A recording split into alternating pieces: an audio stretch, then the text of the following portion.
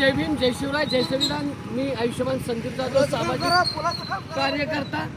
आज या ठिकाणी मी आहे सातारा कोरेगाव येथील जुन्या अशा वसनेच्या पुलावर.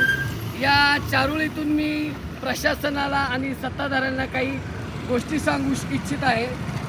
सांगा या वेड्यांना, अहो सांगा या वेड्यांना, सत्तेतल्या घोड्यांना. सांगा या वेड्यांना, सत्तेतल्या घोड्यांना, निधी नाही का तुमच्याकडं रस्त्यातले मुजवायला खड्ड्यांना. सांगा या वेड्यांना, सत्तेतल्या घोड्यांना, निधी नाही का तुमच्याकडं मुजवायला रस्त्यातल्या खड्ड्यांना. सांगा या वेड्यांना.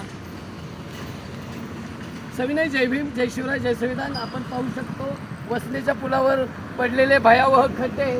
जनतेला या खड्ड्यांना सामोरे जावं लागतं खऱ्या अर्थानं. मागे देखील मी यासाठी आंदोलन केलं होतं. या आंदोलनाच्या माध्यमातून मी खड्ड्यांमध्ये बेशर्माची झाडं लावेन असं सांगितल्यानंतर मात्र प्रशासनाने खडबडून जाग येऊन PWDने खड्डे मुजवण्याचे काम केलेलं आहे. परिस्थिती जैसे ते आहे. आमदारकी खिशात, जिल्हा परिषद घशात अशी परिस्थिती असूनसुद्धा निधी नाही खिशात.